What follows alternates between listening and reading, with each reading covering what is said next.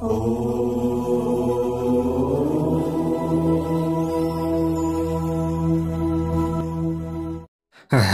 ओम शांताकारं भुजगशयनं पद्मनाभं सुरेशं विश्वाधारं गगनसदृशं मेघवर्णं शुभांगं लक्ष्मीकान्तं कमलनयनं योगिभिर्ध्यानगम्यं वन्दे विष्णुं भवभयहरं सर्वलोकैकनाथं। जय श्री हरि, जय श्री राधे। श्री विष्णु महापुराण श्रवण गर्दै हजुरहरू आइराख्नु भएको छ। प्यारा भक्त भागवतहरू श्रद्धा भाव भक्ति विश्वासका साथमा श्री विष्णु महापुराण श्रवणले हामीलाई अवश्य पनि कल्याण गर्नेछ। त्यसैले जहाँ जहाँबाट हजुरहरूले श्री विष्णु महापुराण श्रवण गर्दै हुनुहुन्छ, हजुरहरूलाई सबैलाई राम्रो होस्, हामीले यही कामना गरेका छौं, यही प्रार्थना भगवानसँग गरिरहेका छौं। यहाँ हामीले कथा सुन्दै थियौं प्यारा भक्त भागवतहरू जो मैत्रेयलाई पराशर ऋषिले बताउँदै हुनुहुन्छ, मैत्रेय मुनिलाई। यहाँ जड भरतको उपाख्यान रहेको छ। अब अनि सौवीर राजालाई भरतको उपदेश को जुन यो प्रसंग रहेको छ, यो अत्यन्त महत्त्वपूर्ण आनन्ददायक कथा प्रसंग रहेको छ। यहाँ जो भरत राजा हुनुहुन्थ्यो, वहाँ तपस्या गर्नका लागि अब काली गण्डकी क्षेत्र सालगार ग्राम क्षेत्रमा वहाँ गइसक्नु भएको छ। प्यारा भक्त भागवतहरू त्यहाँ गएर वहाँ निसंग योगयुक्त भएर तपस्वी राजा भरत भगवानको पूजाका लागि आवश्यक पर्ने समिधा कुश र फलफूलको मात्र संग्रह गर्नुहुन्थ्यो, अरु केहीको पनि उहाँले संग्रह गर्नुहुन्नथ्यो। यस्तै प्रकारले उहाँले यसरी आफूले चाहिने जे थियो भगवानको पूजाका लागि त्यो चीज वस्तुहरू मात्र जुटाउने गर्नुहुन्थ्यो। तर अब एक दिन के भयो त प्यारा भक्त भागवतहरू, जगाम शोभिषेकार्थ मे कदा तु महानदीं सस्नौ तत्र तदा चक्रे स्नानस्यानन्तर क्रिया। एक दिनको कुरा हो, स्नान गर्न अर्थात् नुहाउनका लागि वहाँ नदीका किनारमा, गण्डकी नदीका किनारमा जो जड भरत हुनुहुन्थ्यो, जड भरत त पछि हुनुहुन्छ, उहाँको नाम अब यो जन्ममा पनि भरत र पछि पनि उहाँको नाम जड भरत रहन्छ। उनै भरत राजा हुनुहुन्छ। यतिखेर राजा नै के भन्नुभएको छ, यहाँनेरि अब राजर्षि भन्नुभएको छ। यसरी हामीले बुझ्नु पर्दछ प्यारा भक्त भागवतहरू। उहाँ स्नान गर्नका लागि नदीमा जानु भएको थियो। त्यसै बेला स्नान गरिसकेर अब स्नान पछि नियमित क्रिया आरम्भ गर्न थाल्नु भएको थियो। हे ब्राह्मण भनेर पराशर ऋषि भन्नुहुन्छ। त्यसै समयमा अत्यन्त तिर्खाएकी एक तत्कालै बच्चा जन्माउने अवस्थामा रहेकी जो हरिणी भनौँ अथवा मृगी भनौँ हैन, मृगकी पोथी पानी पिउनका लागि त्यसै महानदीका किनारमा आइपुग्दी भई। अब के हुन्छ त भन्दा यसपछि त्यस हरिणीले पानी पिसक्न मात्र के लागेकी थिए, त्यही समयमा अचानक सबै प्राणीहरूलाई भयभीत गराउने किसिमले उन्मुक्त भएको एउटा सिंह गर्जिएको आवाज आयो। घर घर गरेर सिंह गर्जिएको आवाज जब सुनिन्, कसले? ती मृगिणीले। यस पछाडि त्यो अचानक अत्यन्त भयभीत अवस्थामा उफ्रिएर ती मृगिणी नदीको किनारमा आई र अत्यन्त अल्गो ठाउँमा चढेकी हुनाले त्यसको पेटमा रहेको गर्भ अनायास नदीको जो नदी थियो त्यो नदीको पानीमा खस्यो। ल हेर्नुहोस् है, बच्चा खस्यो। ल हेर्नुहोस्, नदीको तरङ्गमाल अर्थात् अत्यन्त तेजिलो छालमा खसेर नदीको बेगमा बगिरहेको त्यो आमाको गर्भबाट अनायास रूपमा निस्किएको मृगको बच्चालाई राजा भरतले हतार हतार पानीमा हम्फालेर समात्नु भयो, अर्थात् नदीको पानीबाट त्यसलाई उद्धार गर्नुभयो। त्यसपछि भन्नुहुन्छ, हे मैत्रेय, गर्भ तुहिएको दोस्रो अल्गो स्थानमा उफ्रिएका कारणले गर्दा त्यो हरिणीको पनि अल्गो ठाउँमा ठोकिएर त्यहाँबाट खसेर मृत्यु हुन गयो। यस किसिमले त्यो हरिणीको मृत्यु भएको देखिसकेपछि तपस्वी राजा भरतले त्यो टुहुरो मृग बालकलाई आफ्ना साथैमा लिएर आश्रममा फर्किनुभयो। उहाँले विचार गर्नुभयो, हो हेर यसका माता पनि छैनन्, पिता पनि छैनन्, अब यसलाई पालन पोषण गर्नुपर्दछ भन्ने उहाँलाई लाग्यो। त्यसपछि राजा भरतले त्यो मृग बालकको निरन्तर रूपमा पालन पोषण गर्न लाग्नुभयो। उसले कस्तो कस्तो घाँस खान्थ्यो, कस्तो कस्तो कमलो, त्यस्तै त्यस्तै प्रकारले के खान्थ्यो सानामा बच्चामा, त्यही दिएर बचाउन लाग्नुभयो। उनीबाट पालिएको त्यो मृगको बच्चा प्रतिदिन अनायास रूपमा बढ्न थाल्यो। त्यो मृग बालक राजा भरतको आश्रमको नजिक रहेको वनमा चर्दथ्यो र कहिले कहिले टाढा गए तापनि फेरि सिंहको डरले फर्किएर आश्रममा नै आउने गर्दथ्यो। अर्थात् त्यो आश्रमभन्दा टाढा बस्दैनथ्यो, नजिकै घुमिरहन्थ्यो। प्रातःकालमा अर्थात् बिहानको समयमा धेरै टाढा गए तापनि साँझमा फर्किएर आउने गर्दथ्यो र राजा भरतको आश्रमको आँगनमा बसिरहन्थ्यो। हे ब्राह्मण, यस प्रकार कहिले नजिक र कहिले टाढा बसिरहने त्यो मृग बालकमा राजा भरतको मन आकर्षित भइरहन्थ्यो। उनको मन त्यो बालक, जो मृग बालक थियो, त्यो बच्चा प्रति लागिरहेको हुन्थ्यो। अन्य विषयहरूमा लाग्नै छाड्यो। अब त्यही बच्चा कहाँ गयो होला, के खायो होला, होइन, त्यही बच्चामा लाग्न थाल्यो। अब हेर्नुहोस् है, तपस्या गर्न आउनुभएको राजा अब मृग बच्चामा फसिराख्नु भएको छ। मृगको बच्चामा आफ्नो सम्पूर्ण राज्य र पुत्रहरूलाई त्याग गरिसकेका र आफ्ना बन्धु बान्धवहरूको पनि पूर्ण रूपमा परित्याग गरिसकेका राजा भरत त्यो मृगको बच्चालाई ममता अर्थात् माया गर्न थाल्नुभयो। ती भरतले अब आफ्ना बालबच्चाहरू थिए उता, उनीहरूलाई चटक्क त्याग गरेर आउनु भएको छ। अब यसरी माया मोहमा फस्नु हुँदैन भनेर, तर यता आएर चाहिँ मृगको बच्चामा अब माया बस्यो। भनेको अब मृगको बच्चाप्रति माया भयो, होइन, कसरी खाला यसले, के गर्ला, कसो गर्ला, अब त्यो अवस्था रह्यो त्यहाँ।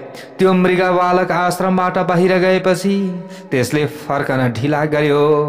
राजा भरत आफ्नो मनमा त्यो मृग बालकलाई कुनै बाघले त खाएन, अथवा कुनै बाँसोले त देखेन, अथवा कुनै सिंहले त आफ्नो आहार बनाएन भनेर चिन्ता गरिरहन्थे। अब यस्तै चिन्तामा एक दिन परे। हेर्नुहोस् है, एक किसिमको चिन्तन गरिरहन्थे। आहा हेर, त्यसका खुरको अगाडिपट्टिको भागको चिन्हका कारणले यो जमिन कस्तो विचित्रमय भइरहेको छ। मेरै प्रसन्नताका लागि त्यो मृग बालक उत्पन्न भएको हो, खै आज कहाँ गयो, यतिखेरसम्म आएको छैन, किन होला भन्न लाग्नुभयो। के त्यो मृग बालक वनबाट सकुशल फर्किएर आफ्ना सिंहहरूको अगाडिको भागद्वारा मेरा भुजा अर्थात् पाखुरामा कन्याउँदै सिंह दल्दै मलाई आनन्दित गराउँछ त? अब कहाँ गयो त? हेर्नुहोस् है, यसरी अब राजा भरत जबमा बस्नुभएको बेला आएर यसरी मुखले नेप पार्दो रहेछ, यसो सिंहले चाहिँ धसार्दो रहेछ नि, होइन, यताउता हल्लाउँदो रहेछ। अनि चुप भनेर भन्दाखेरि फेरि त्यो मृगको बच्चो बस्थ्यो, होइन, यस्तो अवस्थाको भइसकेको थियो। अब राजा भरतलाई चिन्ता परेको छ। एक दिन जङ्गलमा गएको मृग आउँदै आएन। यो हेर उसका कलिला दाँतहरूले टोकेका कारणले शिखा अर्थात् टुप्पो नभएका कुश र साम गान गर्ने ब्रह्मचारीका समान कस्तो शोभायमान भइरहेको छ। यस प्रकार लामो समयसम्म त्यो आश्रममा चर्नका लागि बाहिर गएको मृग बालकको विषयमा चिन्तन गरेर भरत मुनि चिन्तित भइरहनुहुन्थ्यो। अब यस्तै प्रकारले एक दिन उहाँलाई लामो चिन्ता हुन्छ। उहाँ आफ्नो नजिकमा आइसकेपछि प्रसन्नताले गर्दा भरत राजाको अनुहार चम्कन थाल्दथ्यो, अर्थात् उनी हर्ष विभोर हुन्थे। यस प्रकार त्यो मृग बालकमा आसक्त चित्त भएका रहनका कारणले गर्दा राजभोग र सुख समृद्धिको पूर्ण रूपमा त्याग गरिसकेका ती राजा भरतको समाधि अर्थात् तपस्यामा व्यवधान उत्पन्न भइरहेको थियो, समाधि भङ्ग भइरहेको थियो। ती राजाको एकाग्रता पूर्ण भइसकेको चित्त त्यो मृग बालक चञ्चल भएको अवस्थामा चञ्चल बनिदिन्थ्यो। त्यो टाढा गएको अवस्थामा उसँगै टाढै गइदिन्थ्यो, अर्थात् समाधिमा लाग्दैनथ्यो कहिले पनि।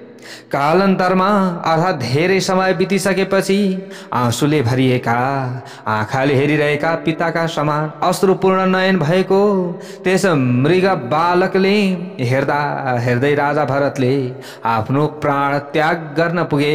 एक दिन अब त्यो मृग चाहिँ वनमा गएछ, आउँदै आएन। त्यस पछाडि त जतिखेर मृगको स्मरण भयो। अब शास्त्रको मत के छ? अन्त्यमति सागति। ल हेर्नुहोस् है, अगाडि गएर यहाँ भन्नुहुन्छ, हे मैत्रेय, राजा भरत पनि आफ्नो प्राण त्याग गर्दाका समयमा पितृवत अर्थात् स्नेह पूर्व नयनद्वारा केवल त्यो मृगलाई मात्र हेरिरहेका थिए, अथवा त्यो मृगको झझल्को आइरहेको थियो राजालाई। यसरी त्यसैमा तन्मय भएका कारणले गर्दा भरतले अन्य कुनै प्रकारको चिन्तन गरेनन्। त्यसपछि त्यस समय अर्थात् मृगका समयमा विकसित भएको भावनाका कारणले गर्दा जम्बू मार्ग अर्थात् कालञ्जर पर्वतको अत्यन्त भयानक जङ्गलमा पहिलेका जन्मको स्मृति अर्थात् सम्झनाबाट पूर्ण रूपमा सम्पन्न भएको मृगका रूपमा ती राजाले जन्म लिन पुग्नुभयो। ल हेर्नुहोस् है प्यारो भक्त भागवतहरू, यस्तो अवस्था भयो। जाति समरत त्वादुद विघ्न। अब यहाँ भनिएको छ कि मृगको बच्चो भएर आए पनि फेरि, अथवा मृग भएर आए तापनि पूर्व जन्ममा म यस्तो थिएँ भन्ने उहाँलाई जाति स्मरण भइरह्यो, किनभने अलिकति तपस्याको फल त रहन्छ। यस्तो अवस्था भयो। हे ब्राह्मण, उनी आफ्नै पहिलेको जन्मका विषयमा पूर्ण रूपमा जान्ने भएका कारणले संसारबाट वैराग्य भएर आफ्नी माताको त्यही जङ्गलमा परित्याग गर्दै फेरि शालग्राम क्षेत्रमा नै आएर निवास गर्न थाले। त्यहाँ सुकेको घाँस र पातहरूका माध्यमद्वारा आफ्नो शरीरको भरण पोषण गर्दै मृग शरीर प्राप्तिको कारण स्वरूप आफ्ना कर्महरूको निष्कृति अर्थात् निराकरण गर्दथे। अब निराकरण यसरी गरिरहेका थिए। त्यसपछि फेरि आफ्नो मृग शरीरको परित्याग गरेर सदाचारी ब्राह्मणहरूको अत्यन्त उत्तम र शुद्ध कुलमा पहिलेको जन्मको स्मरण शक्तिबाट पूर्ण रूपमा सम्पन्न ब्राह्मण भएर फेरि जन्मन पुग्नुभयो। को? उनै भरत फेरि ब्राह्मणको घरमा जन्मन पुग्नुभयो, मृग योनिलाई प्राप्त गर्नुभएको थियो। हुन त श्रीमद् भागवत महापुराणमा हजुरहरूले कथा सुन्नुभएको होला, त्यहाँनेरि भनिएको छ कि उनै जो भरत मृग बनेर आउँदाखेरि पनि उहाँले तपस्या गर्नुहुन्थ्यो। कसरी त भन्दा सुकेका पत्ताहरू मात्र खाएर उहाँले बुझिसक्नु भएको थियो कि मैले मृगको स्मरण गर्दा गर्दै म मृग भएँ, अब मैले यसो गर्नु हुँदैन भनेर भगवानको चिन्तन गर्दा गर्दै अब मृगको योनिबाट अलिकति माथिल्लो उत्कृष्ट योनि मनुष्यको योनिमा फेरि अब जड भरत आउनुभयो। अब कसको कुलमा आउनुभयो त? कुल पनि उत्तम ब्राह्मणको कुलमा उहाँ आउनुभयो। हे मैत्रेय, ती सम्पूर्ण विद्वान जो ब्राह्मण हुनुहुन्थ्यो, सम्पूर्ण ज्ञानका खानी हुनुहुन्थ्यो पिताजी चाहिँ, ती सम्पूर्ण विज्ञानहरूबाट वास्तविक रूपमा सम्पूर्ण शास्त्रहरूका विषयमा पूर्ण रूपमा ज्ञान प्राप्त भएका अर्थात् शास्त्रहरूको रहस्यका ज्ञाता राजा भरतले आफ्नो आत्मालाई प्रकृति भन्दा पूर्ण रूपमा अलग देख्दथे। अब त्यो समयमा ल हेर्नुहोस् है, अब बुझ्दै हुनुहुन्छ। हे महामुनि, आत्मज्ञानबाट सम्पन्न भएका राजा भरतले देवता आदि सम्पूर्ण प्राणीहरूलाई आफूभन्दा अलग नसम्झिएर आफ्नै अभिन्न स्वरूप भएको सम्झन्थे, अर्थात् सबैलाई आफ्नै जस्ता देख्दथे। उनले यज्ञोपवीत संस्कार अर्थात् व्रतबन्ध भइसकेपछि गुरुद्वारा अध्ययन गराइए तापनि वेदाध्ययन अर्थात् वेदको अध्ययन गरेनन्। त्यो समयमा व्रतबन्ध संस्कार गर्ने बेला पनि भयो, संस्कार पनि भयो, तर क पढ भन्दाखेरि पढ्दैनथे, ख पढ भने पनि पढ्दैनथे। ल हेर्नुहोस्, अब जड भरतले यो सोच्नु भएको थियो कि बरु म मूर्ख जस्तो बने भने त फेरि म यो मायामा फस्नु पर्दैन, त्यस पछाडि म स्वेच्छाचारी भएर भगवानको नाम जप्न सक्दछु भन्ने उहाँमा यो भाव उत्पन्न भएको थियो। त्यसैले उहाँ पूर्ण ज्ञानी हुनुहुन्थ्यो, सबै कुरा जान्ने हुनुहुन्थ्यो, जाति स्मरण छ उहाँलाई पूर्व जन्मको, तर उहाँले केही नआए जस्तो गर्नुभएको छ। उहाँले ब्राह्मण धर्म अनुसार कुनै पनि कर्मपट्टि ध्यान दिनु भएन र शास्त्रहरूको अध्ययन पनि गर्नु भएन। कसैले उनीसँग सोध्यो भने जडका समान केही असंस्कृत र गाउँघरका गुणहरूबाट सम्पन्न वाक्यहरूको मिलावट गरिएको वचनमा केही भनिदिन्थे। अर्थात् आफू पूर्ण रूपमा अज्ञानी भएको प्रमाणित उनले गर्दथे।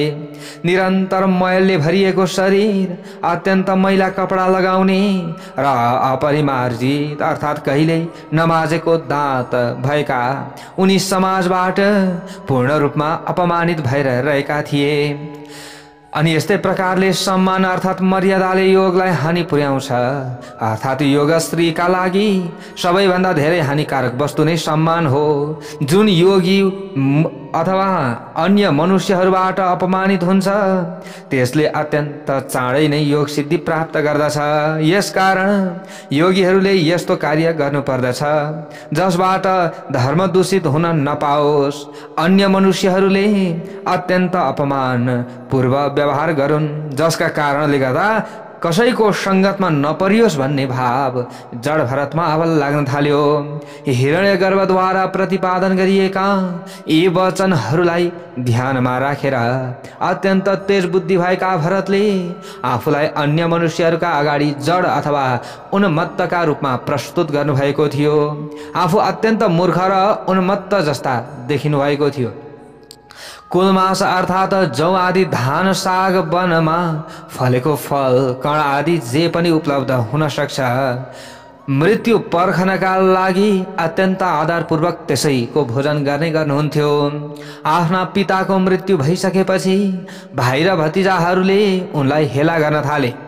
भाइ भतिजाहरू आदिले कदन्न अर्थात् सडे गलेको अन्नद्वारा पोषित भएका भरतलाई खेतीपातीको काममा लगाउन थाले। ल हेर्नुहोस् है, के खान दिन्थे? सडे गलेका मात्र खान दिन्थे। अब बुवा आमाको शेखा पछाडि दाजुभाइले साह्रै हेला गरे अनि खेतीपातीको काममा लगाउँथे। अब यसो गर्न थाले। उनी अत्यन्त पोषिएको गोरुको जस्तो मोटो शरीर भएका र कर्ममा जडका समान अप्रयासरत थिए। यसैले केवल भोजन मात्र प्राप्त भए तापनि सबै मनुष्यहरूको काम गरिदिने यन्त्रका समान बनिदिन्थे। अर्थात् सबैको काम गरिदिन्थे, हैन, नजान्ने जस्तो भएर उनलाई खान मात्र दिएर सबैले आफ्नो काम गराउँथे। त्यो समयमा लाटो सोझो छ भन्थे, सिधा छ भन्थे, सबैले काम मात्रै लागिरहन्थे। यस किसिमले संस्कारको पूर्ण रूपमा परित्याग गरेको र ब्राह्मण भेषका विरुद्धको आचरण गरेको देखिसकेपछि राजा परिषदका सेवकहरूले रातको समयमा बलिको विधान अनुसार उनलाई ती भरतलाई सुसज्जित गराएर महाकालीका लागि बलि चढाउने पशु बनाए। प्यारा भक्त भागवतहरू, अब एक दिन यिनै जड भरत चाहिँ यज्ञका लागि बलि दिने पशु बन्नु परेको थियो। श्रीमद् भागवत महापुराणमा त अझ विस्तृत रूपमा हजुरहरूले कथा सुन्नु भएको छ। यसरी यज्ञको पशु बनाए। तर महायोगेश्वर भरतलाई बलि चढाउनका लागि आफ्ना अगाडि ल्याइएको थाहा पाएपछि महाकालीले आफूले धारण गरिरहेको अत्यन्त तेजिलो तरबार उठाएर ती अत्यन्त दुष्ट स्वभाव भएका राजसेवकहरूको गला चट काटिदिनु भएछ। बोलौं भगवती उमा की जय होस्। आफ्ना पार्षदहरू सहित सबैले तिनीहरूको रगत पिदिए र भरतलाई बचाइदिए। ल हेर्नुहोस् है, मेरो अगाडि ब्रह्मज्ञानी झुकिरहेको छ, यी मूर्खहरूले ब्रह्मज्ञानीको हत्या गर्न आँट्दैछन्। महाकाली अत्यन्त रुष्ट भएर प्रकट हुनुभयो र दुष्टहरूको संहार गरिदिनु भयो। यसपछि एक दिन के भयो त भन्दा महाराज सौवीर कहीँ कुनै पनि समयमा चाहिँ सत्सङ्गका लागि गइरहेका थिए। त्यस समयमा उनका सेवकहरूले पनि अब एकदम ती राजालाई बोकिरहेका बेलामा एकजना सेवक चाहिँ बिराम भएछन्। हेर्नुहोस् है प्यारभक्त भागवतहरू, अब के भयो त भन्दा यता त्यो दुष्ट राक्षस रूपी राजाबाट भरत बस्नु भएको छ। महाकालीले बचाउनु भयो। त्यस पछाडि आफ्नो चाहिँ बाटोमा लाग्नु भएको थियो। अब फेरि केही समय पछाडि सिन्धु सौवीर देशको भनेर भनिएको छ श्रीमद् भागवत महापुराणमा। यहाँ जो सौवीर जो राजा थिए यी कहीँ गइरहेका थिए भनेर बताइएको छ। त्यो समयमा जो भारवाहक भनिन्छ त्यो भारवाहक मध्ये एकजना बिराम भएछ। ल हेर्नुहोस् है प्यारभक्त भागवतहरू, अब भारवाहक विराम भइसकेपछि राजाले आदेश दिए कि कोही भेटाउँछौ भने खोजेर ल्याऊ भनेर आदेश दिइसकेपछि अन्य भारवाहकहरू अब अर्को एउटा त चाहियो त्यहाँ डोली बोक्ने खोज्न गइसकेपछि तिनै जड भरतलाई मोटो घाटो तगडो देखिसकेपछि अब उनीहरूले सेवाको रूपमा लिएर आए र खटाए। ल हेर्नुहोस् है प्यारा भक्त भागवतहरू, राजाका सेवकहरूले पूर्ण रूपमा खरानीबाट ढाडिएर रहेको अत्यन्त प्रज्वलनशील अग्निका समान तेजस्वी ती महात्मालाई माथि बताइए अनुसारको आकृति भएको देखेर बिना ज्याला काम गर्न यो योग्य छ भन्ने हिसाबले लिएर आए। हे ब्राह्मण, ती सौवीर राजाले मोक्ष धर्मका विषयमा पूर्ण रूपमा ज्ञाता भएका कारणले गर्दा महामुनि कपिलसँग यस दुःखमय संसारका कस्ता किसिमको कर्म कार्य गर्दा मनुष्यहरूको कल्याण हुन सक्दछ यस विषयमा सोध्नका लागि पाल्कीमा चढेर इक्षुमती नदीका किनारमा रहेको महर्षि कपिलको आश्रममा जाने विचार गरिराख्नु भएको थियो। यी राजाले र जाँदै हुनुहुन्थ्यो। त्यही समयमा भारवाहक विराम परेको हो। राजाका सेवकहरूबाट अभिप्रेरित भएर भरतले पनि अन्य टोलीहरूका बीचमा लागेर राजा सवार भइरहेको पाल्की बोक्न थाले। अब बोकाइयो, अब हेर्नुहोस् है, पाल्की बोकाइयो। अब पाल्की बोकेर जडभरत हिँड्दै हुनुहुन्छ। यस प्रकार अन्य डोलेहरूद्वारा समाइएपछि आफ्नो पहिलेको जन्मको स्मरण भएका सम्पूर्ण ज्ञानहरूका एकमात्र आश्रय रूप अर्थात ज्ञाता जडभरत आफ्नो पापमय प्रारब्धको विनाश गराउने मनसायले पाल्की बोकेर हिँड्न थाले। बुद्धिमानहरूमा सर्वोत्तम जडभरत आफ्ना अगाडिको 4 हात भूमिको अवलोकन गर्दै अत्यन्त मन्द गतिमा अर्थात बिस्तारै बिस्तारै हिँड्न थाले। तर उनका अरू साथीहरू अत्यन्त तीव्र गतिमा हिँडिरहेका थिए। यस किसिमले आफ्नो पाल्कीको अवस्था विषम भएको देखेर राजाले भने, ए पाल्की वाहकहरू, हे भारवाहकहरू, यो के गरिरहेको भनेर यसरी अब राजाले सोधे, किमे तदी त्याह समम गम्यताम शिविका वाहा। हे शिविका भनेको पाल्की, वाहा भनेको वाहकहरू अथवा बोक्नेवालाहरू है। अब यसरी राजाले भने, तिमीहरू सबै समान गतिमा हिँड, के गरेर यो पाल्की ढलमल गर्दैछौ भनेर माथिबाट हप्काए। त्यसपछि पनि पाल्कीको अवस्था पहिलेको जस्तै विषम भएको देखेपछि अब अर्कोचोटि पनि त्यस्तै हो। अरे यो के हो, तिमीहरूमा किन यसरी असमान गतिपूर्वक हिँडिरहेका छौ? अगाडि त राम्रै थियो। समान गतिमा हिँड्नका लागि केले बाधा पुर्याइरहेको छ भन्दै माथिबाट कराए। यस प्रकार राजाले पटक पटक यसरी भनेको सुनेपछि ती पाल्की वाहकहरूले जडभरतलाई देखाउँदै भने, हामीहरूमध्ये यही एउटा बिस्तारै बिस्तारै हिँड्दछ। हे महाराज, हामी त सही समयमा सही हिँडिरहेका छौँ, यसैका कारणले गर्दा पाल्कीको अवस्था विषम भएको हो अथवा बिग्रिएको हो भनेर यसरी भनिसकेपछि राजाले भनेछन् त्यो समयमा, हेर्नुहोस् है प्यारा भक्त भागवतहरू, किम श्रान्तो स्वल्पमध्वानम त्वयोढा शिविका मम। अब भने कसलाई देखाएर भनेका थिए ती भारवाहकहरूले? जडभरतलाई। अब राजाले व्यङ्गपूर्ण बाणीमा जडभरतलाई भन्न लागे, हेर हेर, तिमीले मेरो पाल्की बोकेर हिँडेको धेरै समय त भएको छैन त, के तिमी यतिकैमा थाकिसक्यौ? यो त साँच्ची त हिजोदेखि लागेको हो नि त, त्यही भएर पक्कै पनि थाकेको हुनुपर्दछ भनेर व्यङ्गपूर्ण बाणीले यसरी भन्न लागे। तिमी देख्नमा त अत्यन्त मोटो घाटा र बलवान देखिन्छौ, के तिमीले यो अत्यन्त सहज किसिमको श्रम पनि गर्न सक्दैनौ र? यसरी भनेपछि ब्राह्मणले भने, हे राजन, न म मोटो छु, न तपाईँको पाल्की वाहक नै हुँ, न म थाकेको छु, न मैले परिश्रम सहन गरिरहनु पर्ने आवश्यकता नै रहेको छ। तपाईँले भन्नुभयो मोटो छस्, घाटो छस्, समान गतिले हिँड्न सक्दैनस् भनेर भन्नुभयो। न म मोटो छु, न पातलो छु। हेर्नुहोस् है, अब ती जडभरत जो ब्राह्मण हुनुहुन्छ नि त, अहिले त ब्राह्मण कुलमा आउनुभएको छ, उहाँले यसरी भन्नुभयो। यसरी भनिसकेपछि राजाले भने, अरे तिमी त प्रत्यक्ष रूपमा मोटा देखिएका छौ, यस समयमा पनि मेरो पाल्की तिम्रा काँधमाथि नै राखिराखिएको छ, भारी बोकेपछि देहधारीहरूलाई परिश्रमको अनुभव हुन स्वाभाविकै हो भनेर यसरी राजाले भन्नुभयो। त्यस पछाडि जडभरतले अगाडि गएर भन्नुहुन्छ, हे राजन, प्रत्यक्षम भवता भूप यदृष्टम मम तद्वद। हे राजन, तपाईले प्रत्यक्ष रूपमा के देखिराख्नु भएको छ त? मलाई पहिले त्यो बताउनुहोस् त, र बलवान र अबलवान इत्यादि विशेषणहरूका विषयमा त्यस पछाडि बताउनुहोस्। तपाईले मेरो पाल्कीलाई, तिमीले मेरो पाल्कीलाई बोकिरहेका छौ। यस समयमा पनि मेरो पाल्की तिम्रो काँधमाथि नै रहेको होस्। यसकारण यो भनेर तपाईले भन्नुभयो मलाई। यसकारण तपाईको यो पूर्ण रूपमा यो बोली यो असत्य रहेको होस्। ठीक छ, अब मेरो कुरा सुन्नुहोस्। तपाईं स्वयं ध्यानपूर्वक हेर्नुहोस् र विचार गर्नुहोस्। जमिनमाथि दुईवटा घोडा रहेका छन्। घोडा भन्दा माथि तिग्रा रहेका छन्। तिग्रामाथि दुईवटा उरु जाङहरू रहेका छन् अनि जाङ भन्दा माथि उदर पेट रहेको छ। जसरी नै पेट भन्दा माथि छाती, बाहु अर्थात् हातहरू अनि काँधहरू रहेका छन्। यी काँधहरूमा पाल्की राखिएको छ। यस्तो अवस्थामा यो पाल्कीको भार ममाथि कसरी पर्न सक्छ? यस पाल्कीभित्र तपाईको भनेर सम्बोधन गरिने शरीर अवस्थित रहेको छ। वास्तवमा तपाईं बस्नु भएको छैन त्यहाँ। वास्तविकतालाई ध्यान राख्ने हो भने तपाईं त्यहाँ अर्थात् पाल्कीमा र म यहाँ अर्थात् जमिनमा, यो भन्नु पूर्ण रूपमा असत्य हो। हे राजन, वास्तविक सत्यलाई स्वीकार गर्ने हो भने तपाईं र म अनि अन्य प्राणीहरूलाई पञ्चमहाभूतहरूले निरन्तर रूपमा वहन गरेका हुन्छन्। यी पञ्चमहाभूत पनि सत्वादि गुणहरूको वहावमा परेर निरन्तर बगिरहेका छन्। हे पृथ्वीपति, हे राजन, ती सत्वादि गुणहरू पनि कर्महरूको आधिपत्यमा रहेका हुन्छन्।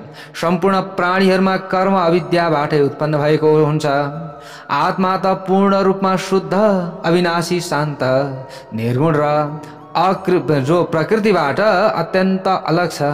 सम्पूर्ण प्राणीहरूमा एक स्वरूपबाट विराजमान भएको छ। यस कारणले त्यसको वृद्धि अथवा विनाश कहिल्यै पनि हुँदैन। हे राजन, जब त्यसको अर्थात् आत्माको वृद्धि र विनाश हुन सक्दैन भने तिमी अत्यन्त मोटो छौ भनेर तपाईले के का आधारमा अर्थात् कुन युक्तिले भन्नुभएको? यदि क्रमबद्ध रूपमा पृथ्वी, तिग्रा अनि पृथ्वी, गोडा, तिग्रा, कम्बर, जाङ र पेटका आधारमा अथवा पेटका आधारमा अवस्थित काँधहरूमा राखिएको यो पाल्की जसरी मेरा लागि भारी हुन सक्दछ, हे राजन, त्यसरी नै तपाईका लागि पनि भारी हुनुपर्ने हो अथवा तपाईका लागि पनि भारी हुन सक्दछ। किनकि पृथ्वी आदि जसरी तपाईबाट अलग छ त्यसरी नै मेरो आत्माबाट पनि अलग नै रहेको छ। हे भूपति, यस प्रकारको तात्विक विचारका आधारमा त अन्य जीवहरूद्वारा केवल पाल्की मात्र नभएर पर्वत, वृक्ष, घर र पृथ्वीको भार पनि वहन भइरहेको छ। हे नरेश, जब पुरुष प्रकृतिबाट उत्पन्न भएका सम्पूर्ण कारणहरूबाट अलग हुन्छ तब त्यसको परिश्रम मलाई कसरी हुन सक्दछ? मलाई कुनै परिश्रम हुँदैन। जुन द्रव्यहरूबाट, पदार्थहरूबाट तपाईको यो पाल्की तयार भएको छ त्यसै पदार्थबाट मेरो एवं सम्पूर्ण प्राणीहरूको शरीर पनि बनेको छ। यो पाल्की जेले बनेको छ, हाम्रो शरीर पनि त्यहीले बनेको छ। त्यस शरीरमा ममत्वले अस्तित्व जमाएको छ भनेर यसरी कसले भनिदिनु भयो? जड भरतले भनिदिनु भयो। यति कुरा बताइसकेपछि पाल्की बोकिरहेका ती ब्राह्मण रूपी भरत मौन हुन लाग्नुभयो। राजाले पनि अत्यन्त शीघ्रतापूर्वक पाल्कीबाट जमिनमा ओर्ली हतार हतार, होइन यस्ता कुरा गर्ने यी व्यक्ति को हुन् भनेर हतार हतार ओर्लिए। ती ब्राह्मणका चरणमा अत्यन्त छिटो परिहाले। हेर्नुहोस् है प्याराभक्त भागवतहरू, काँधमा यसो हेरे मोटो मोटो जनै छ, पक्कै नि कुनै न कुनै अदृश्य रूपमा आएका सन्त महापुरुष अथवा कोही न कोही देवताहरू भए कोही हुनुपर्दछ भनेर हतार हतार ओर्लिएर पाउमा परे। हेर्नुहोस् है, को उनै ती राजा। अब यसरी चरण समाए, ब्राह्मणका चरणमा आफूलाई समर्पण गरिदिए। अगाडि गएर राजाले भने, भो विसृज्य शिविकाम प्रसादम कुरु मे द्विज। अहो ब्राह्मण श्रेष्ठ, तपाईँ यस पाल्कीलाई छाडिदिनुहोस्। म माथि कृपा गरेर तपाईँ मलाई बताइदिनुहोस् कि यस किसिमको जड रूप धारण गर्नुहुने तपाईँ को हुनुहुन्छ? यस्तो रूप धारण गर्नुहुने हजुर को हुनुहुन्छ? यो मलाई बताइदिनुहोस्। सर्वप्रथम कृपया म अज्ञानीलाई आफ्नो पूर्ण परिचय दिनुहोस्।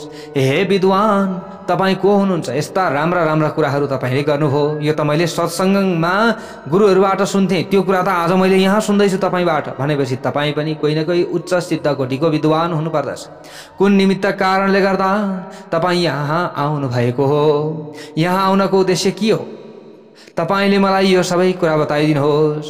मलाई तपाईका विषयमा पूर्ण रूपमा सुन्ने जिज्ञासाले अत्यन्त पिरोलिरहेको छ। म सुन्न चाहन्छु अब यो कुरा।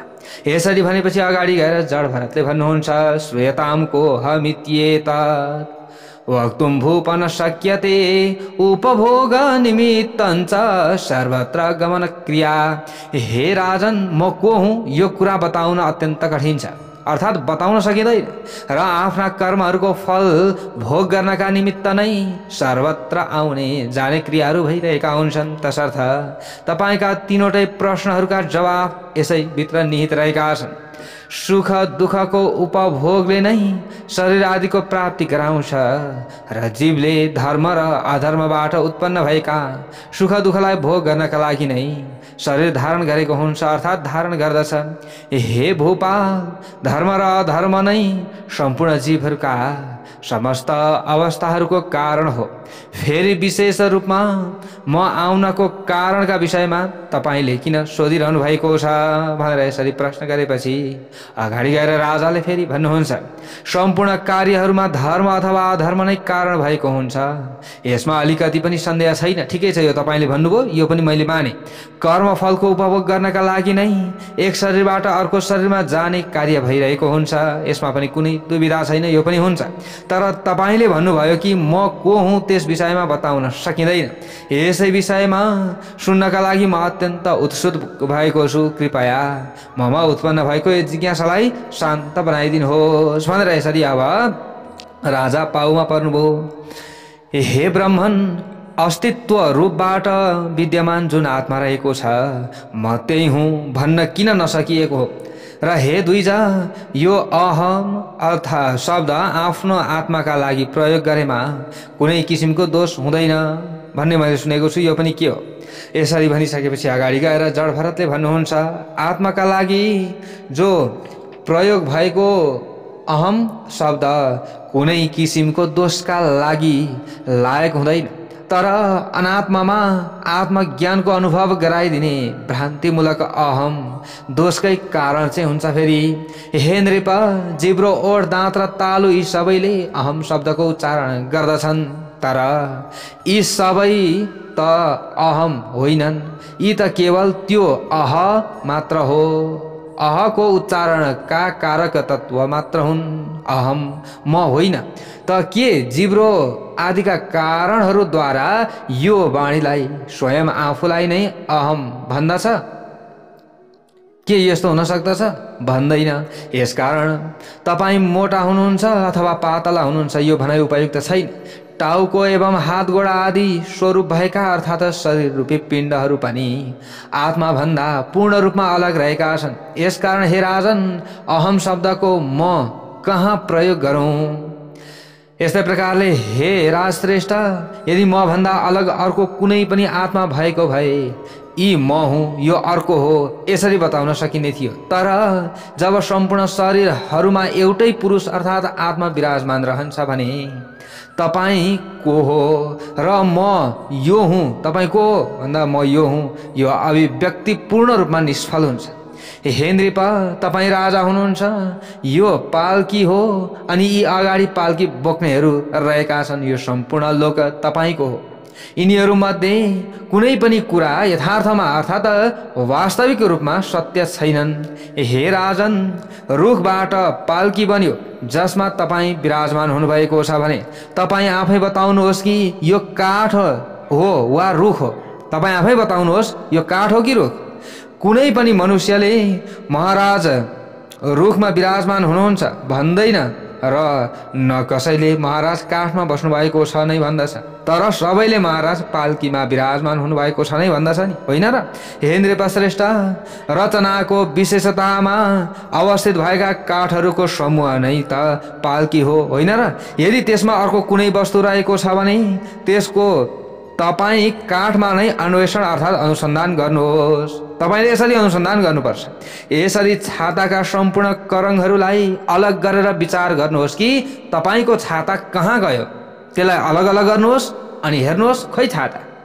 यही न्यायिक सिद्धान्त तपाईँमा र ममा पनि लागू हुन्छ हे राजन, अर्थात् मेरो र तपाईँको शरीर पनि पञ्चभूतका अतिरिक्त अन्य कुनै पनि वस्तुले बनेको छैन। केले बनेको छ? पञ्चमहाभूतद्वारा बनेको छ। पुरुष, स्त्री, गाई, अज अर्थात् बाख्रा अनि घोडा, हात्ती, पक्षी अनि वृक्ष अर्थात् रुख आदि अलौकिक संज्ञाहरूको प्रयोग कर्मको कारण स्वरूप शरीरहरूमा मात्र हुने बुझ्नु पर्दछ, यस्तो रहेको छ भनेर यसरी जो जड भरत हुनुहुन्छ, जड भरतले राजा सौवीरलाई यो सबै कुरा बताउँदै हुनुहुन्छ। अब अगाडि कथा प्रसङ्ग भोलि हामीले श्रवण गर्नेछौँ। जय बोलौँ भगवान् श्री हरि नारायणको।